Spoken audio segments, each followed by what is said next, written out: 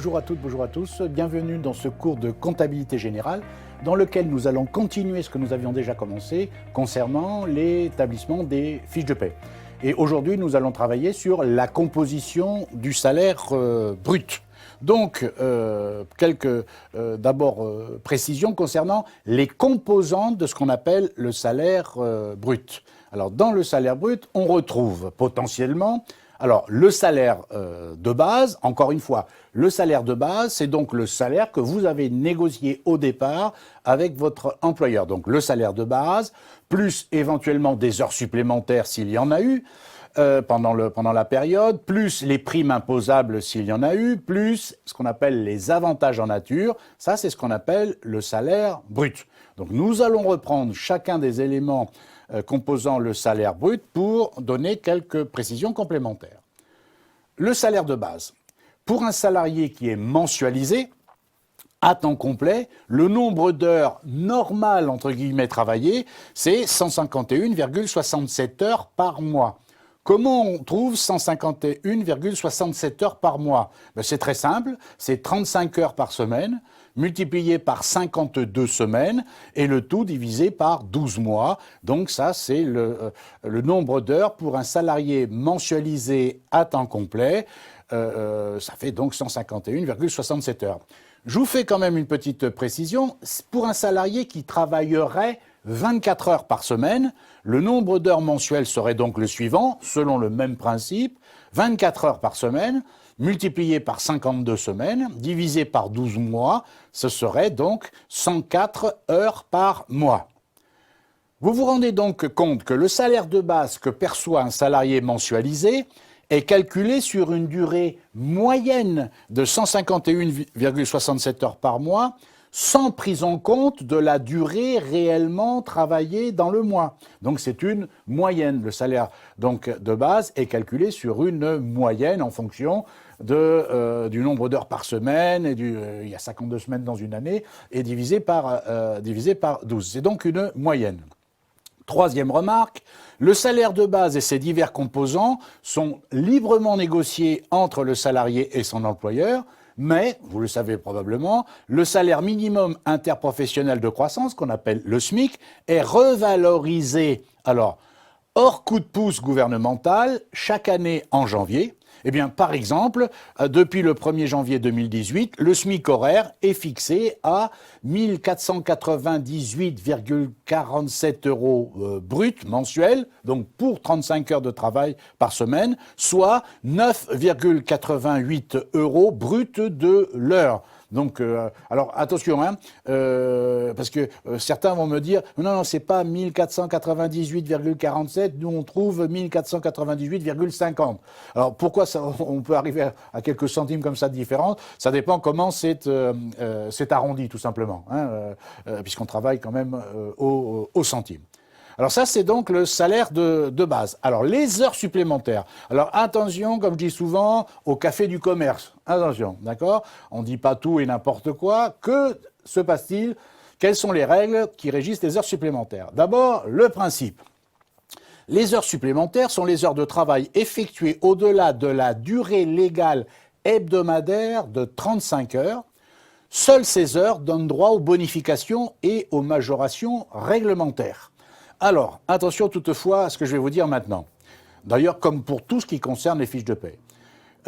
Il ne s'agit pas ici pour nous de se substituer à un cours de droit du travail, ni au cours que vous pourriez avoir sur les logiciels de paie, CielPay, SagePay, etc., auxquels que vous pouvez éventuellement suivre. Ici, il s'agit de généralité, parce qu'attention, concernant le droit du travail, vous imaginez bien, et vous en êtes conscient, j'en suis sûr, de toutes les spécificités qui existent selon à la fois le travail, l'endroit où on travaille, est-ce qu'on est fonctionnaire, est-ce qu'on n'est pas fonctionnaire, est-ce qu'on est fonctionnaire territorial, etc., si on est militaire, tout ça, il y a des spécificités. Nous, on reste dans les grandes généralités, on est d'accord? Mais par contre, ce qui est vrai, c'est que les heures supplémentaires sont les heures de travail effectuées au-delà de la durée légale hebdomadaire de 35 heures. Alors, quelle est la tarification des heures supplémentaires selon la loi travail du 8 août 2016? Alors, la convention ou l'accord collectif d'entreprise ou d'établissement, ou à défaut une convention ou un accord de branche, fixe le ou les taux de majoration des heures supplémentaires, ce taux ne pouvant pas être inférieur à 10%. C'est donc ce que dit la loi. Lorsque aucun accord collectif ne détermine la majoration à appliquer au taux des heures supplémentaires, autrement dit, lorsqu'ils n'ont pas pu trouver d'accord, soit à l'intérieur de l'entreprise, soit au niveau de la branche, etc., eh bien, s'il n'y a pas d'accord collectif, la majoration appliquée aux heures supplémentaires, c'est donc pour les 8 premières heures supplémentaires, autrement dit, de la 36e heure à la 43e heure incluse, majoration de 25%, et à partir de la 9e heure supplémentaire, donc à partir de la 44e heure supplémentaire, de la 44e heure, pardon, majoration de 50%. Alors ça, on peut, parce qu'on me pose quelquefois la question, comment on fait pour trouver le tarif des heures supplémentaires ? Ben, par exemple, pour les 8 premières heures supplémentaires, qui sont majorés de 25% s'il n'y a pas eu d'accord, et on est d'accord, parce que s'il y a un accord, encore une fois, c'est minimum 10%, mais ça pourrait être plus. S'il n'y a pas eu d'accord, les 8 premières, 25%, à partir de la 9e, 50%. Eh bien, pour avoir le tarif des 8 premières heures supplémentaires, on prend le tarif de l'heure normale et on multiplie par 1,25. Et pour les heures supplémentaires à partir de la 9e, c'est tarif des heures normales multiplié tout simplement par 1,5. Ça, ce sont les heures supplémentaires. Maintenant, tout à fait différent, les heures complémentaires.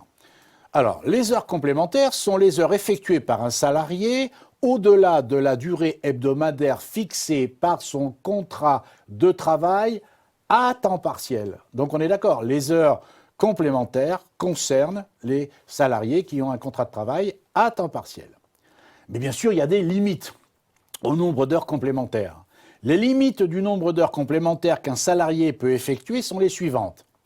Limite fixée par un accord d'entreprise ou de branche avec un maximum égal au tiers de la durée de travail prévue par son contrat de travail, d'accord ? Donc pas plus d'un tiers du nombre d'heures qui est prévu dans le contrat de travail. À défaut d'accord collectif, la limite est de 10% de la durée du travail prévue par son contrat de travail, d'accord ? Donc c'est soit le tiers du nombre d'heures qui est contractuel, soit, s'il n'y a pas d'accord collectif, 10% du nombre d'heures prévues dans le contrat.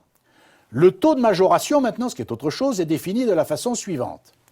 En présence d'une convention ou d'un accord de branche étendu, le taux de majoration des heures complémentaires ne peut être inférieur à 10%. Je n'ai pas dit qu'il était égal à 10%. Je dis qu'il ne peut pas être inférieur à 10%.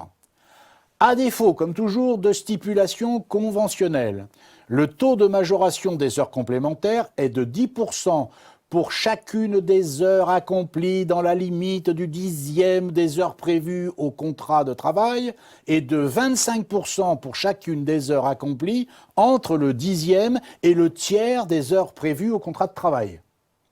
Pour illustrer cela, on va prendre un exemple, mais toutefois, encore une fois, ça, c'est donné vraiment pour le coup à titre d'information complémentaire parce que très honnêtement, dans le cadre du cours d'introduction à la comptabilité, dans le cadre d'un examen, je ne vois pas que l'on vous demande de calculer les heures complémentaires et connaître par cœur tous les règlements en matière de rémunération selon qu'il y a accord ou pas de branche étendue, pas étendue, etc., etc.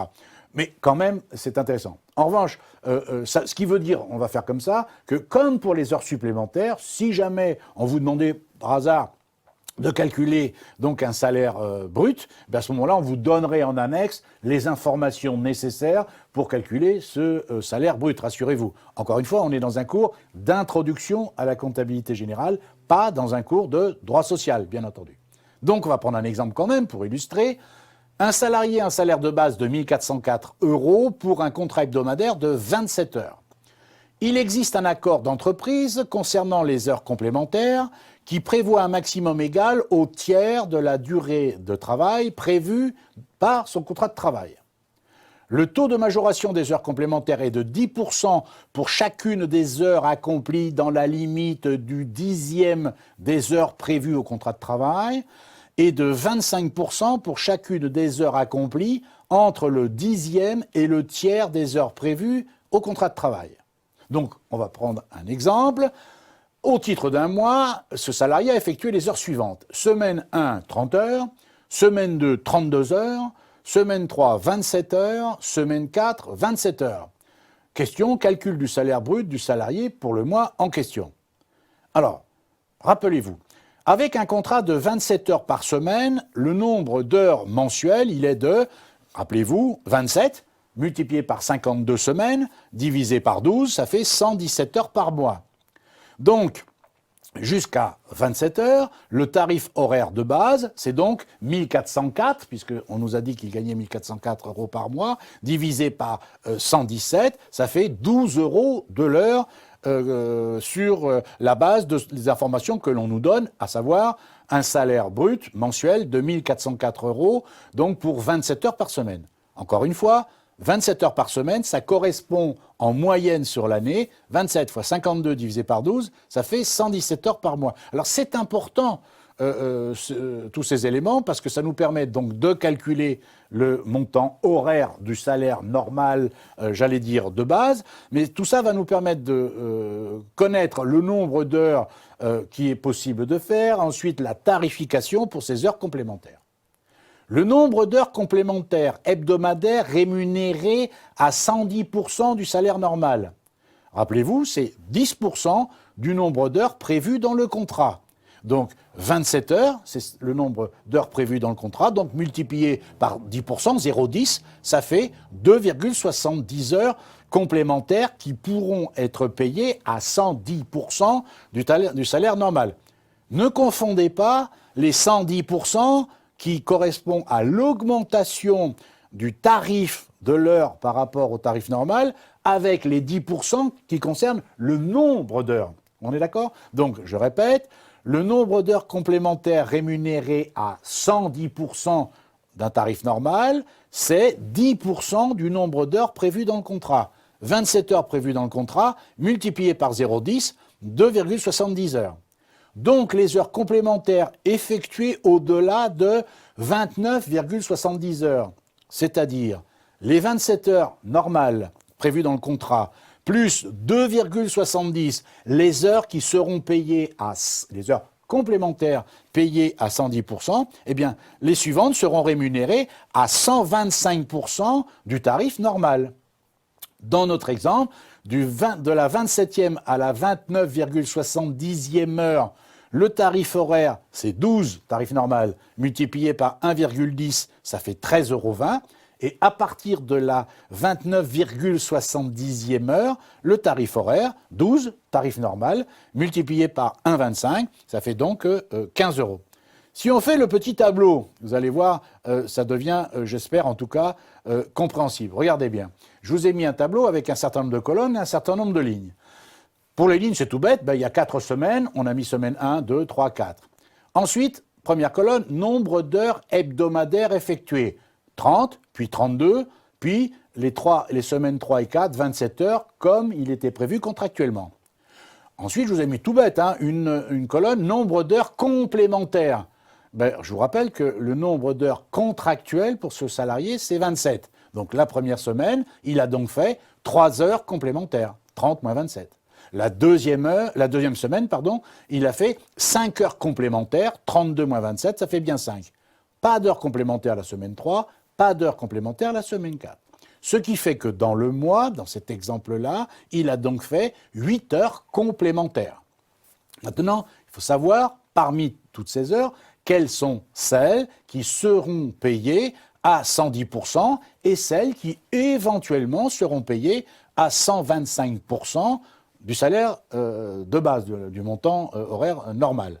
Le nombre d'heures complémentaires payées à 110%, rappelez-vous, nous l'avions calculé juste avant, ça fait 2,70 pour la semaine 1, 2,70 pour la semaine 2, ce qui fait au total, dans le mois, 5h40 complémentaires payées à 10% de plus que le tarif normal, c'est-à-dire payé à 13,20 €.